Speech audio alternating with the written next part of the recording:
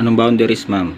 Jeep o tricycle? Wala sa lahat, hindi nyo kami binabayaran dito para magtaon-taon at gawin yung robot at gawin yung kapatawaran sa harapan. Ikaw nga, ma'am, kumakain ka ng tuyo eh. Pangalawa, hindi ako nag-board exam para lang hindi irespeto. Nakakatulad yung wala ka namang nalalating sa buhay. Actually, ma'am, meron akong narating. Nakapasok na akong Jollibee, McDo, Chowking. Ayun, busog. Hindi naman masyado, ma'am, makapal.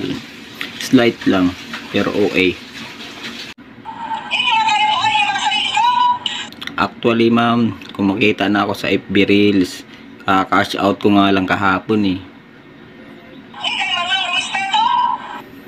Oy, ma'am, nire-respeto ka namin ng po at opo.